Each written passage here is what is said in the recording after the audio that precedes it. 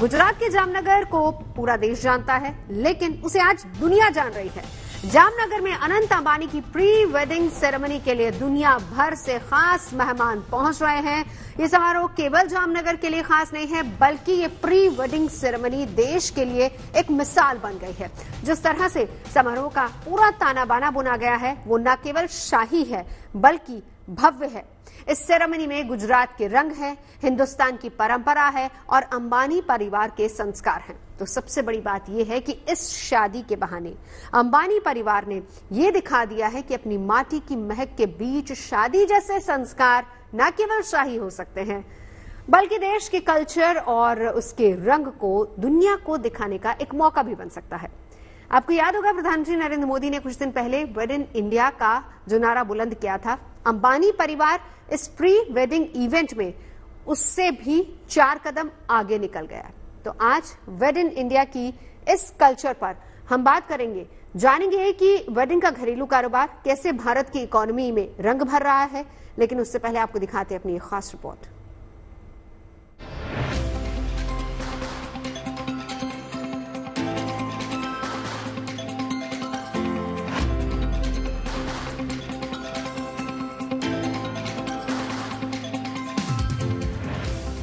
अनंत और राधिका की pre wedding ceremony ने मानो सारे के सारे सितारों को जामनगर की जमीन पर उतार दिया है।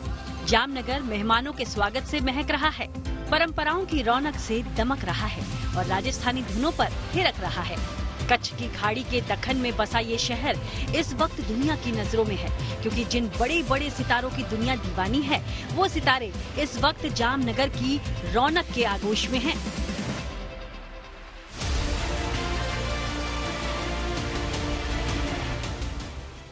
दुनिया का ऐसा शायद ही कोई बड़ा नाम होगा जो जामनगर के इस महाजश्न में शामिल नहीं हो रहा है। सिनेमा के शहंशाह से लेकर बॉलीवुड के बादशाह तक अनंत राधिका की प्री वेडिंग में आए हैं।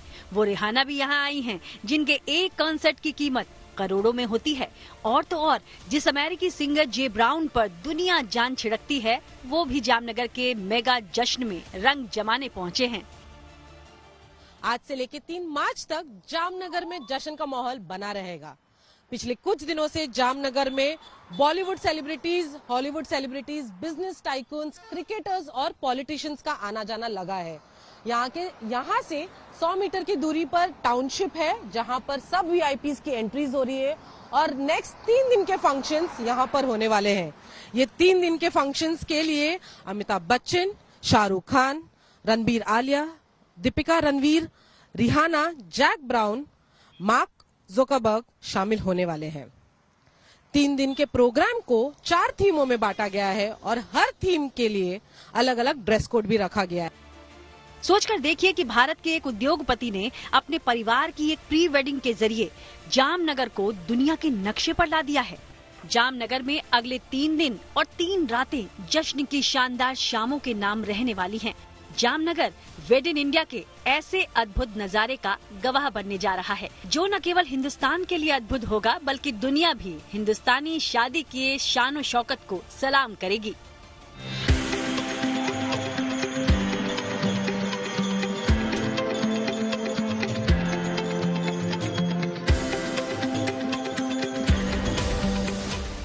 अंबानी परिवार का जामनगर से पुराना नाता है।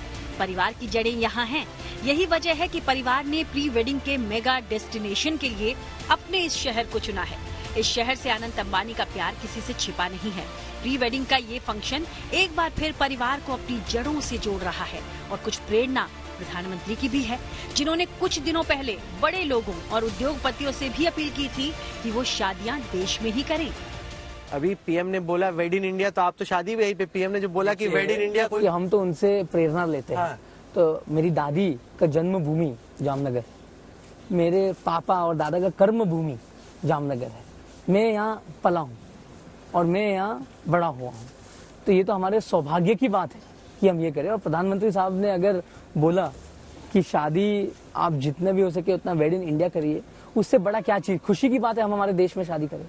और हम तो हमारे जो दादी का घर है, पापा कहते हैं कि दादा का ससुराल में हम शादी का जो हमारा महोत्सव है, इसलिए हम यहाँ कर रहे हैं। और क्योंकि जामनगर में यहीं पला बड़ा हूँ। जामनगर अगले 3 दिनों तक अनंत राधिका प्री वेडिंग की वजह से सुर्खियों में है, लेकिन इस समारोह के संदेश बड़े गहरे हैं। पहला संदेश उस वेड इन इंडिया से जुड़ा है जिसका जिक्र कुछ महीनों पहले उत्तराखंड की एक रैली में प्रधानमंत्री ने किया था। प्रधानमंत्री ने लोगों और खासकर पैसे वालों से अपील की थी कि वो वेडिंग डेस्टिनेशन उत्तराखंड जैसे प्रदेशों में करें ताकि इसका फायदा देश की अर्थव्यवस्था को हो सके।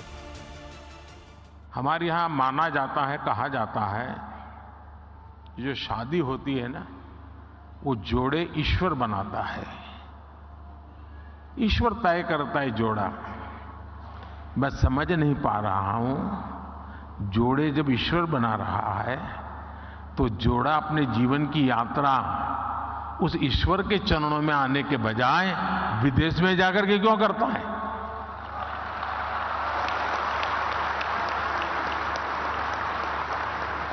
और मैं तो चाहता हूं मेरे देश के नौजवानों को, मेक इन इंडिया जैसे है ना, वैसे ही एक मूवमेंट चलना चाहिए, वेड इन इंडिया।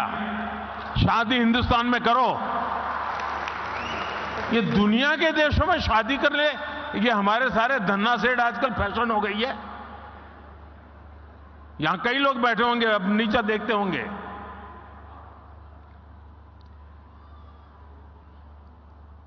और मैं तो चाहूंगा आप कुछ इन्वेस्टमेंट कर पाओ न कर पाओ छोड़ो, हो सकता है सब लोग न करें, कम से कम आने वाले 5 साल में आपके परिवार की एक डेस्टिनेशन शादी उत्तराखंड में करिए।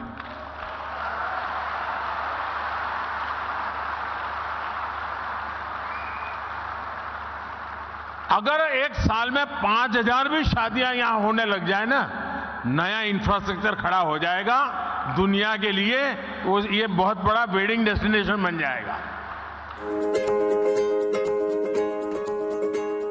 इसमें कोई दो राय नहीं कि शादियां हमारे लिए केवल संस्कार ही नहीं है, बल्कि हमारी धरोहर है। शादी केवल 2 लोग को 7 जन्मों के बंधन में नहीं बांधती, बल्कि 2 परिवारों के ताने बाने की वजह भी बनती है।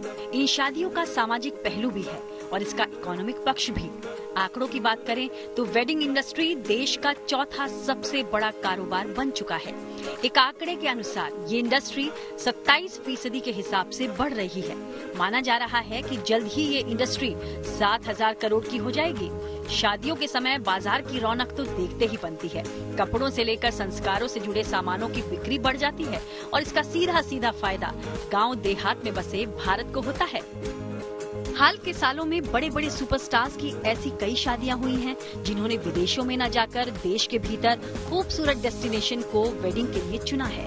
कुछ महीने पहले एक्टर रणदीप हुड्डा ने मणिपुर में बड़े परंपरागत तरीके से 7 फेरे लिए थे। रकुल प्रीत और जैकी भगनानी ने अपनी शादी के लिए गोवा को चुना था। जाहिर है वक्त बदल रहा है और शादियों की डेस्टिनेशन को लेकर लोगों की समझ भी बदल रही है। वेड इन इंडिया की उसी कड़ी में जामनगर की ये प्री वेडिंग भी अब शामिल हो गई है। इस वेडिंग में न केवल देश की माटी की महक है, बल्कि ये संदेश भी है कि संस्कारों को अगर जड़ों से जोड़ा जाए तो पीढ़ियां परंपराओं की डोर से बंधी रहती हैं। जामनगर से दर्शन ठक्कर, अनीता बिटो और अमित त्यागी के साथ bureau report, good news today. तो चलिए आज अंबानी परिवार की इसी शादी के साथ हम शादियों के कारोबार की भी बात करेंगे और प्रधानमंत्री ने जो नारा दिया था वेड इन इंडिया, वो कितना साकार हो रहा है और कैसे जामनगर एक नई डेस्टिनेशन बनकर उभर रहा है, उस पर भी चर्चा करेंगे। खास मेहमान हमारे साथ जुड़ चुके हैं, परिचय करा देती हूँ। Swati Pandya celebrity wedding and decor stylist हमारे साथ मौजूद है। विजय अरोड़ा जी हैं, डायरेक्टर हैं टचवुड एंटरटेनमेंट से।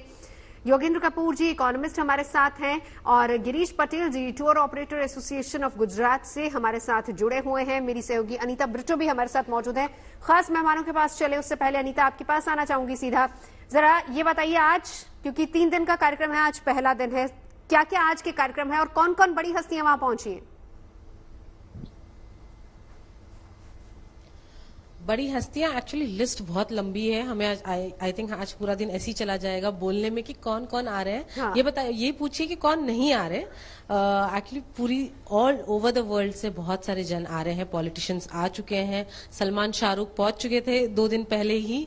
और आज जो 1 तारीख आज जो फंक्शन स्टार्ट होने वाले हैं, एलिगेंट कॉकटेल नाइट है आज, जो म्यूजिक, डांस और सरप्राइजेस से भरा होगा ये इवेंट। आज का पहला फंक्शन ये है। और इसके लिए करीना कपूर से लेके रणवीर सिंह, दीपिका पादुकोण, महेंद्र सिंह धोनी, बहुत सारे और पर्सनालिटीज भी पहुंच चुके हैं ये फंक्शंस को अटेंड करने के लिए। ये 3 दिन जो मेगा इवेंट्स होने वाले हैं, फंक्शंस, सेरेमनी, एक फेस्टिवल बोल सकते हैं हम इनको, क्योंकि फैमिलीज ही नहीं, अंबानी फैमिलीज ही नहीं, मर्चेंट फैमिली ही नहीं, पूरा जामनगर ये फंक्शन को लेके बहुत एक्साइटेड है। अनीता, जामनगर की तस्वीर कितनी बदली नजर आ रही है, भी बता दीजिए। जामनगर को बेसिकली जिस दिन हमने लैंड किया तब से मैं देख रही हूँ इतनी सुंदर तरीके से सजा दिया गया था, चाहे वो एयरपोर्ट हो, और उसके बाद भी लोगों को ऐसा लग रहा है कि उनके घर की शादी है, उनके घर के ये फंक्शंस है, इसलिए वो भी एकदम सज धज के, आप रोड्स पे भी देखेंगे तो एकदम लाइट्स लगे हैं, बहुत ही सुंदर तरीके से। मैं एग्जैक्टली बोल सकती हूँ कि जामनगर को एक दुल्हन की तरह सजा दिया गया है ये फेस्टिविटीज। अच्छा, आज के पहले दिन का जो थीम है उसका ड्रेस कोड क्या है वो भी बता दीजिए जरा। जामनगर खुश है। हेलो, पहले दिन का जो आज का थीम है उसका ड्रेस कोड भी बता दीजिए। हेलो, आज का ड्रेस कोड है एलिगेंट कॉकटेल, और ये थीम है आज का बेसिकली ये म्यूजिकल नाइट। आज हम नॉर्मल में बोलेंगे तो ये संगीत नाइट है अंबानीज के लिए। यहाँ इसमें म्यूजिक है, डांस है, और जो हमने उनका जो इनविटेशन कार्ड देखा था उसमें भी लिखा था there is a surprise that Ambanis have planned, and I think that surprise is nothing else than Rihanna performing. हमने कुछ क्लिप्स भी देखे हैं, कल रात को रिहाना अपना रिहर्स करी थी सॉन्ग्स को लेके। तो एक लंबी सी सॉन्ग लिस्ट है जो आज रात को परफॉर्म करेगी सब सेलिब्स के लिए और सब गेस्ट के लिए जो ऑल ओवर द वर्ल्ड से आए हैं। तो it's going to be a grand musical night tonight, जो टाउनशिप में जो आज होने वाला है। वीआईपीज का आना जाना कंटिन्यूसली लगा है, शाम तक यही चलता रहेगा, और अगले 3 दिन तक जामनगर ऐसे ही माहौल में नजर आएगा। चलिए, शुक्रिया अनीता आपका इस पूरी जानकारी के लिए। चलिए चर्चा की शुरुआत करते हैं। स्वाति जी, सबसे पहले आप ही के पास आते हुए, अब क्योंकि एक ग्रैंड वेडिंग है और इसको अपनी संस्कृति से भी जोड़कर देखा जा रहा है, जिसमें अगर हम कहें कि गुजरात का रंग भी आपको नजर आ रहा है, जहां पर एयरपोर्ट पर वेलकम करने के लिए गुजराती कलाकार हैं, वहीं रिहाना भी आज शाम को परफॉर्म करने वाली हैं। यानी अपनी संस्कृति से किस तरीके से, एक तरीके से अगर हम कहें तो ये कॉकटेल फंक्शन काइंड ऑफ हो रहा है। ओके, फर्स्टली नमस्कार एवरीबॉडी। आपको मेरी आवाज सुनाई दे रही है? जी। Hi, sorry I have a really bad throat. पहले तो जो मिस्टर मोदी जी का जो ये इनिशिएटिव है make in India, I think ये बहुत बहुत बहुत एक प्राउड मूवमेंट है, एक बहुत ही सोचा हुआ कॉन्सेप्ट है जिसमें वो इंडियंस को एनकरेज कर रहे हैं। मैं कांग्रेचुलेट करना चाहूंगी ऑनरेबल प्राइम मिनिस्टर को कि एक्चुअली बहुत वर्षों बाद उन्होंने इतने अच्छे कॉन्सेप्ट को सोचा और लोगों को एनकरेज किया, क्योंकि इंडिया एक इतनी ब्यूटीफुल कंट्री है, इतनी डिवर्सिफाइड कंट्री है, हमारे देश में इतनी जगह है जो बहुत खूबसूरत है। Coming back to Jamnagar, actually मैं खुद एक गुजराती ब्राह्मण हूँ, so talking about Gujarat, it's a very vibrant, beautiful, colourful city, particularly Jamnagar and Gujarat as a state. And ये जो अंबानीज ने जो इनिशिएटिव लिया है, जो हमारे प्राइम मिनिस्टर ने एनकरेज किया है, आई थिंक ये एक बहुत ही थॉटफुल थॉट है, जिसमें हमारी गुजराती कल्चर, हमारा जो फूड है स्पेसिफिकली गुजरात का, the vibrancy of Indian culture, Gujarati पहनावा, कलर्स, फेस्टिविटी, इसमें उन लोगों ने बेस्ट ऑफ बोथ वर्ल्ड को इनकॉर्पोरेट करने की कोशिश की है। जैसे Rihanna who's come to perform, I think this is a brilliant thing, western sensibilities with Indian culture, एक बहुत ही खूबसूरत अमालगमेशन है एक इंडियन कल्चर का विद वेस्टर्न सेंसिबिलिटीज जो अंबानीज ने इनकॉर्पोरेट किया है। बिल्कुल। और मतलब बहुत ब्यूटीफुल प्रदर्शन है हमारी संस्कृति का, हमारे जो हमारे रिचुअल्स हैं, बिल्कुल, उस सबका एक बहुत खूबसूरत लौटूं आपके पास। योगेंद्र कपूर जी मेरे साथ स्टूडियो में मौजूद है, सीधा उसी पॉइंट पर आते हैं। अब देखिए, प्रधानमंत्री ने कहा वेड इन इंडिया, ये बात उन्होंने कही थी उत्तराखंड में, और उत्तराखंड में ये भी बात उन्होंने कही कि कम से कम अगर लोग अगले आने वाले 5 साल में ही यहाँ पर अपनी एक वेडिंग डेस्टिनेशन बना ले तो 5000 शादियां हो जाएंगी और इकोनॉमी को बूस्ट मिलेगा। इसमें कोई दो राय नहीं है कि शादियां आजकल हमारे भारतीय इकोनॉमी में एक अच्छा खासा योगदान दे रही, 27% के हिसाब से इसका पूरा कारोबार बढ़ रहा है। सर, अब जिस तरीके से जामनगर, अगर हम गुजरात की बात करें, हम अभी तक सूरत को जानते हैं, अहमदाबाद को जानते हैं, पूरी दुनिया की बात कर रहे हो, नॉट इंडियंस की बात नहीं कर रहे हो, लेकिन जामनगर अब पूरी दुनिया के नक्शे में कैसे चमक रहा है ये भी हमने देखा है। एब्सोल्युटली। देखिए, मैं कुछ इंटरेस्टिंग फैक्ट्स के ऊपर आप सब लोगों का ध्यान ले जाना चाहूंगा। वेडिंग इंडस्ट्री जो है आज की डेट में एक 555 करोड़ की इंडस्ट्री बन चुकी है, और इसमें जो है अब हम ये देख रहे हैं कि जो ग्रोथ है वो 15 to 20% year on year growth जो है अकॉर्डिंग टू वेडिंग प्रोफेशनल्स जो है वो नजर आ रहा है। अब मैं इस पॉइंट पे शेयर जरूर करना चाहूंगा कि किस तरीके से ये हमारी इकोनॉमी को हेल्प करता है। देखिए, 3 इंपॉर्टेंट पैरामीटर्स होते हैं इकोनॉमी के अंदर, कंजम्पशन, प्राइवेट इन्वेस्टमेंट और एक आपकी नेट फॉरेन एक्सचेंज। इन तीनों एरियाज में अगर आप देखें कि जब हमारी कंजम्पशन बढ़ती है, कोई भी ऐसे अगर लार्ज स्केल वेडिंग अगर ऑर्गेनाइज होती है तो उसमें जाहिर सी बात है कि उसमें आप ये देखिए कि कितने तरीके की goods and services and products जो हैं वो यूज में आते हैं। उसके साथ साथ जो है प्राइवेट इन्वेस्टमेंट उस पॉइंट ऑफ व्यू से नजर आती है जब आप ये देखते हैं कि इन ओकेजन्स पे लोग जो है ज्वेलरी के अंदर इन्वेस्टमेंट करते हैं, मकान में इन्वेस्टमेंट कर लेते हैं। तो और तीसरा, जैसा प्राइम मिनिस्टर ने भी फोकस किया कि इंडिया को जो है हम कैसे जो है एक ऐसा डेस्टिनेशन बनाए कि जिसमें वेडिंग्स जो हैं वो हमारी कंट्री के अंदर हो।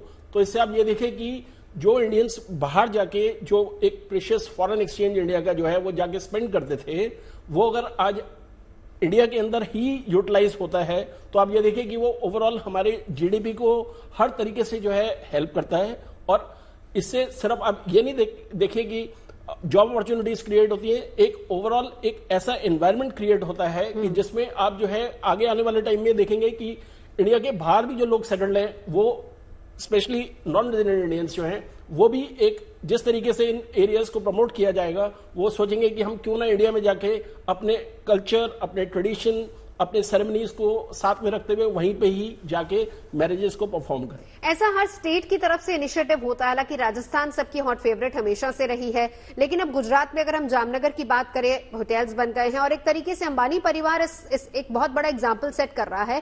विजय अरोड़ा जी, आपसे समझना चाहूंगी कि हम कह रहे हैं कि 27% के हिसाब से कारोबार बढ़ रहा है, लेकिन अब अगर देखा जाए एक बहुत बड़ी बात यह भी है कि पहली बात लोग डेस्टिनेशन वेडिंग करते हैं, दूसरी बात थीम वेडिंग्स होती हैं, और अगर हम एक आंकड़े के हिसाब से देखें उसमें यह है कि लोग सबसे कम आजकल खर्च किस पे कर रहे हैं, ज्वेलरी पे, फिर उसके बाद आता है कपड़े, और सबसे ज्यादा खर्चा किस पे होता है, डेस्टिनेशन पे, और थीम पे सबसे ज्यादा खर्चा होता है, और डेकोरेशन पे।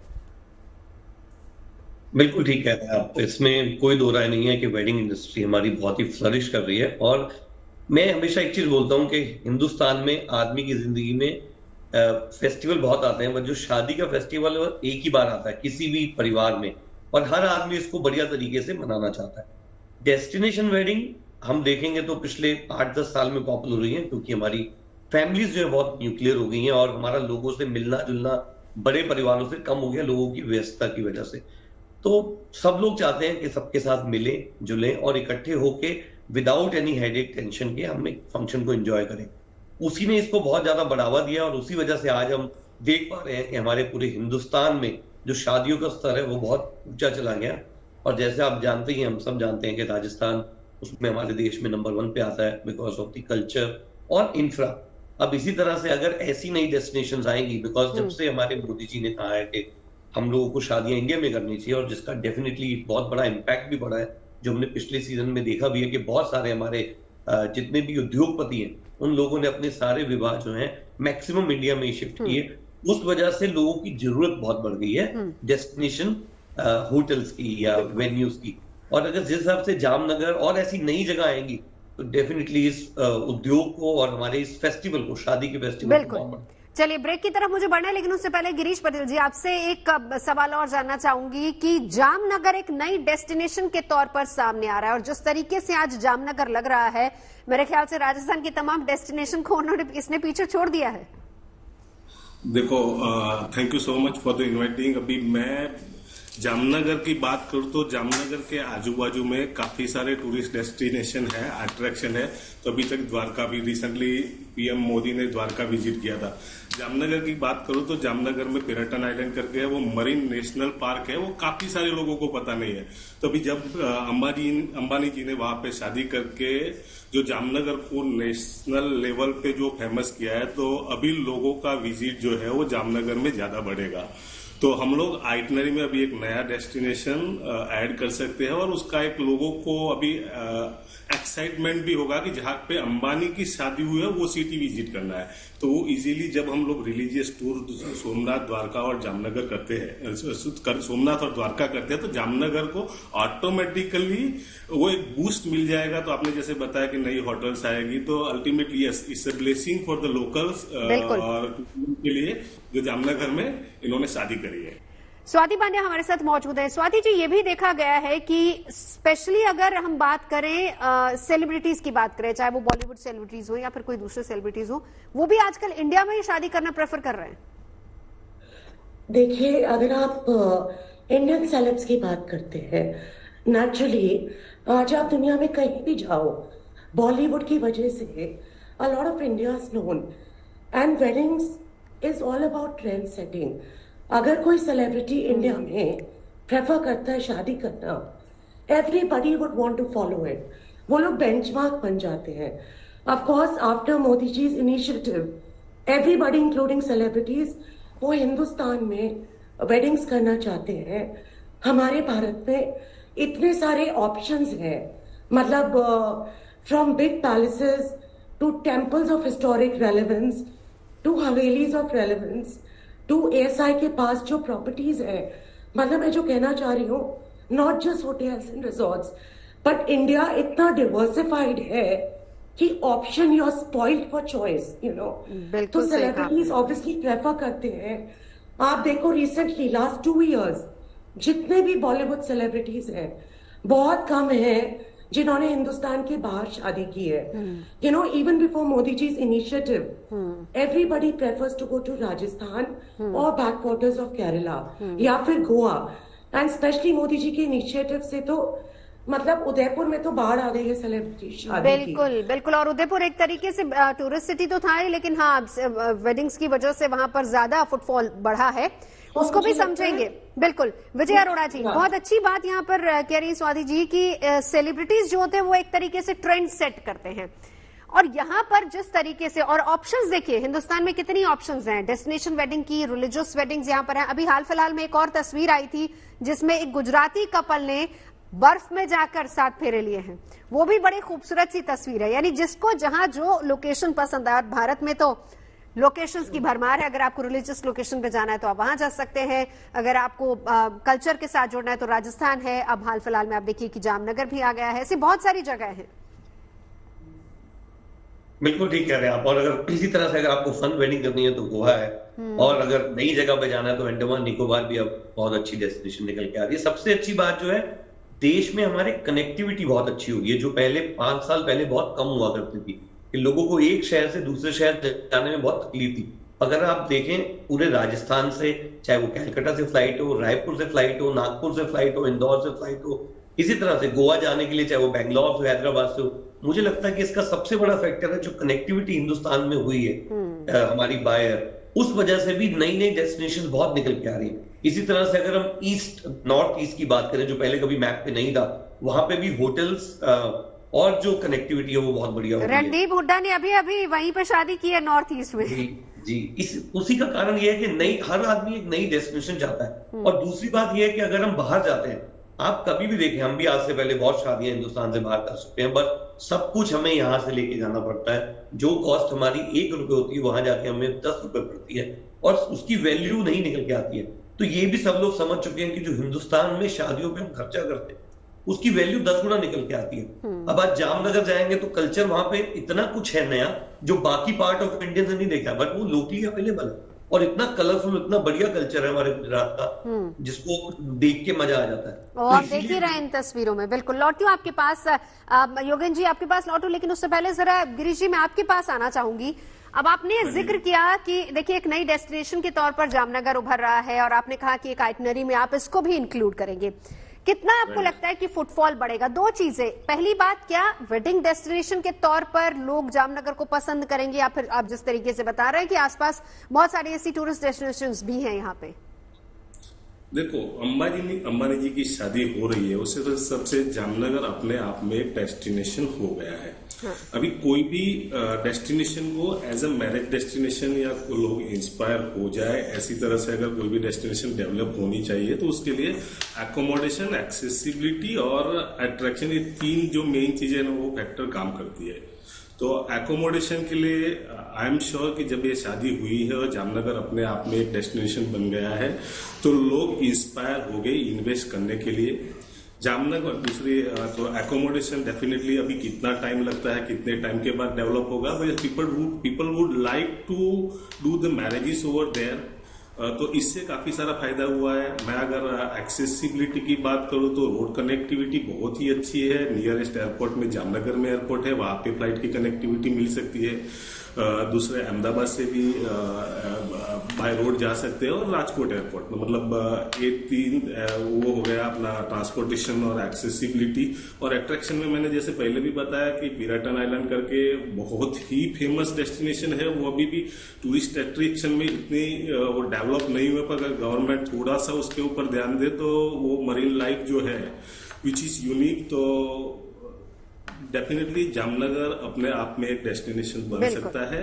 मैं टूरिस्ट की बात करूं तो टूरिस्ट में यस डेफिनेटली मिनिमम मैं जहां तक सोच रहा हूं और समझ रहा हूं 30% टूरिस्ट फ्लो बढ़ेगा Jamnagar just because of this wedding. Footfall यानी बढ़ने वाला है। चलिए बिल्कुल योगेन जी, बिल्कुल लौटती हूं आपके पास। देखिए अलग अलग लोगों की अपनी अपनी पसंद होती है। जामनगर का जिक्र हम इसलिए कर रहे हैं यहाँ पर क्योंकि अंबानी की प्री वेडिंग फंक्शंस वहां पर 3 दिन के हो रहे हैं, जहां पर कल्चर से भी लोगों को जोड़ा जा रहा है और वहां पर विदेशी कलाकार भी पहुंच रहे हैं। और जामनगर एक तरीके से कहा जाए तो पूरी दुनिया के नक्शे में एक बहुत ही खूबसूरत वेडिंग डेस्टिनेशन के तौर पर उभर रहा है। लेकिन गुजरात के ही लोग कहाँ जाते हैं शादी करने के लिए? देखिए जरा, ये बर्फ की तस्वीरें हैं, हर एक की अपनी अपनी चॉइस है। लाहौल स्पीति जहां पर खूब बर्फबारी हुई और एक गुज्जू कपल ने यहां पर जाकर 7 फेरे लिए हैं। और साथ ही साथ तमाम जो खास मेहमान है वो इस बात का जिक्र भी कर रहे हैं कि कनेक्टिविटी क्योंकि बहुत ज्यादा बढ़ी है। योगेन जी, एक ये तस्वीर है, एक जामनगर की तस्वीर है, लेकिन ये बताइए कि पहले तो फूफा जी, मामा जी नाराज हो जाया करते थे, नाना नाराज, अब तो मुझे लग रहा है कि नाराजगी की गुंजाइश ही छोड़ दी गई है। अब कोई मेहमान नाराज ना हो। पहली बात, आप टाइम से क्यों नहीं पहुंचे वो बहाने गए, कनेक्टिविटी ठीक ठाक है हर जगह, आप बाय रोड जाइए, बाय रेल जाइए या फिर बाय एयर पहुंचिए, आप पहुंच सकते हैं। और सबसे बड़ी बात सर यहाँ पर ये भी समझाइए कि इवेंट जो कि प्लानर्स होते हैं, वेडिंग प्लानर्स होते हैं या फिर जो पूरा वेडिंग के इवेंट को बनाते हैं, उनका कारोबार कितना ज्यादा बढ़ गया है, क्योंकि ये सब चीजें शायद उन्हीं के हाथ में होती हैं। देखिए 2 एरियाज में चाहूंगा कि जिसमें गवर्नमेंट का फोकस बहुत स्ट्रांग रहना चाहिए, क्योंकि अगर इसको कंसेप्ट को हमें आगे ग्रो करना है, अभी जैसे बात हुई कि infrastructure as well as connectivity जो है वो इंडिया के अंदर इंप्रूव कर रही है अक्रॉस इंडिया, पैन इंडिया।